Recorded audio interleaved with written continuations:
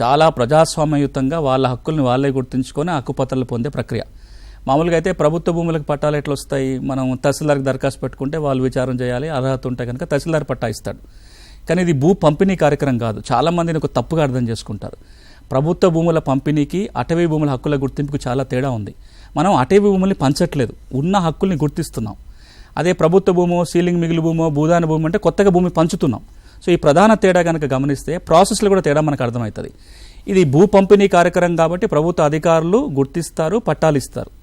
అది ఉన్న హక్కుల్ని గుర్తించే కార్యక్రమం కాబట్టి హక్కులు ఉన్నాయా లేదా గుర్తించే ప్రక్రియని కమ్యూనిటీగా వదిలేసింది చట్టం. ఈ చట్టం ఏమంటుందంటే, చట్టం అమలులోకి రాగానే గ్రామ సభ ఒక కమిటీని ఎంచుకోవాలి. ఏ గ్రామానికి ఆ గ్రామానికి, ఎక్కడైతే అటవీ ప్రాంతాల గ్రామాలు ఉన్నాయో గ్రామ సభ మీటింగ్ పెట్టుకొని 15 మందితోటి అటవీ హక్కుల కమిటీ ఏర్పాటు చేసుకోవాలి. ఈ అటవీ హక్కుల కమిటీ దరఖాస్తులు స్వీకరిస్తుంది. ఎవరెవరైతే మాకు అటవీ భూముల మీద హక్కులు ఉన్నాయని అనుకుంటున్నారో, వ్యక్తిగతంగా కానీ సామూహికంగా కానీ హక్కులు కావాలనుకున్న వాళ్ళు అప్లికేషన్ పెట్టుకోవాలి. ఈ చట్టంలో అప్లికేషన్ ఫారం ఉంది, ఏ ఫారంలో నింపాలో. ఫామ్ ఏ, ఫామ్ బి అని ఉంటుంది. ఫామ్ ఏనేమో వ్యక్తిగత హక్కుల కోసము, ఫారం బినేమో సామూహిక హక్కుల కోసం దరఖాస్తు పెట్టుకుని ఒక అప్లికేషన్ ఉంటుంది. అందులో వివరాలు నింపి దాంతోపాటు ఒక 2 ఆధారాలని జత చేయాలి. అంటే ఆ భూమి వారి ఆధీనంలో ఉంది అనటానికి ఆధారం పెట్టాలి. ఆ చట్టం ఎలాంటి ఆధారాలు ఉండాలో చెప్పింది. ఒక 14 రకాల ఆధారాల లిస్ట్ ఇచ్చింది.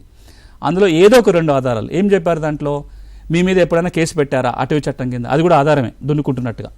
ఎక్కడన్నా రెవెన్యూ రికార్డుల్లో రికార్డ్ అయిందా, ఎప్పుడైనా ఈ గ్రామాల్లో స్టడీస్ జరిగితే గవర్నమెంట్ లెక్కల ప్రకారం అవన్నీ ఉన్నాయా, అట్లా ఒక ప్రభుత్వ రికార్డులు ఎక్కడైనా వచ్చినా కానీ ఇవేవీ లేకపోతే, మీ చేతిలో ఏమన్నా పన్ను కట్టిన కాగితాలు ఇవేవీ లేనప్పుడు ఆ గ్రామంలో ఉన్న 2 పెద్దవాళ్ళ స్టేట్మెంట్, పలానా ఆయన దున్నుకుంటున్నాడు స్టేట్మెంట్ ఇస్తే కూడా అది కూడా ఆధారంగా పనికొస్తుంది.